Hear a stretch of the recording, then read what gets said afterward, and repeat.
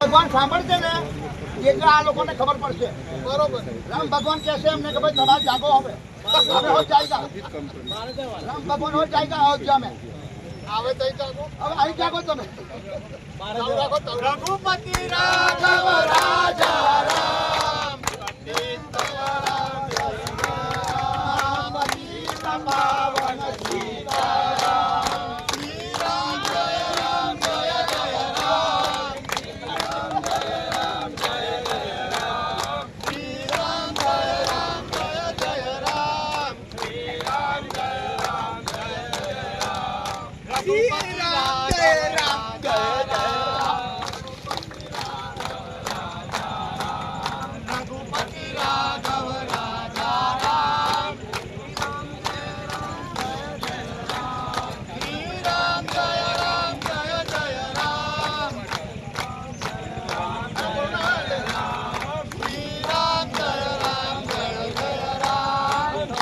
ચોમાસું પૂરું થવા સમયે બી અમે અહીંયા આંદોલન મગનપુરા સ્ટેન્ડ પર કર્યું હતું ત્યારે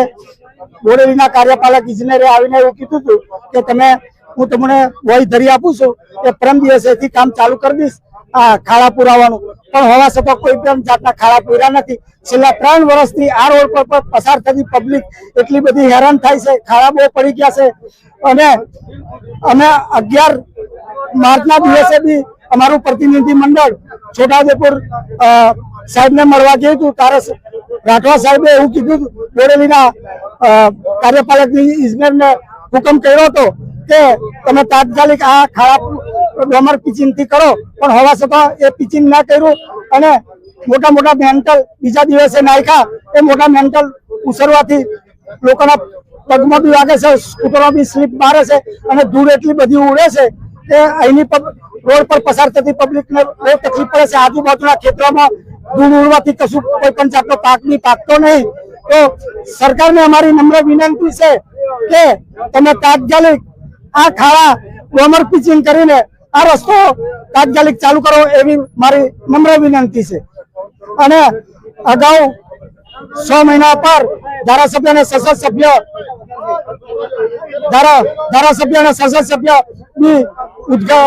ખાતમુહૂર્ત કર્યું હતું કે 58 કરોડ રૂપિયા આ રસ્તો તાત્કાલિક ચાલુ કરવામાં આવશે પણ હવા 6 મહિના થઈ ગયા પણ હજુ આ રસ્તાનું કોઈ પણ જાતનું કામ નહીં ચાલુ તો મારી અમને બી નમ્ર વિનંતી છે કે તમે બી સાહેબ અહીંથી કાયમ માટે પસાર થાવ છો તો ધારાસભ્ય સંસદ સભ્ય બીજા પદાધિકારીઓ પણ તમે થોડો રસ લઈને આ રસ્તો બનાવો એવી અમારી નમ્ર વિનંતી ને તોરસી બારિયા બોડેલી તાલુકા કોંગ્રેસ પ્રમુખ સંસદ સભ્ય અને ધારાસભ્ય શ્રીઓના પ્રયત્નથી કામને મંજૂરી મળી છે મંજૂરી મળ્યા પછી કામની સામાન્ય શરૂઆત એમને કરાવી હતી મોડાસર ચોકડી પરથી ત્યાર પછી આ અંગારી કામમાં બિલકુલ પ્રગતિ નહીં થઈ કામ બિલકુલ બંધ છે અને મોટા મોટા ખાડા પડી ગયા છે બાઇકો ચલાવવા એવી સ્થિતિમાં નથી રહ્યો અને આ પરિસ્થિતિમાં ચોમાસા પહેલા જો રોડ નહીં બને તો ભયંકર એક્સિડન્ટો થશે વત્તા એને 56 નો એંગલ જે ડાયવર્ઝન આપ્યું છે એ પણ એના ભારણને લીધે આ રોડ તદ્દન તૂટી ગયેલો છે અને હવે આન પર ધ્યાન નહીં આવે તો આખો જિલ્લાથી છોટાઉદેપુર જિલ્લો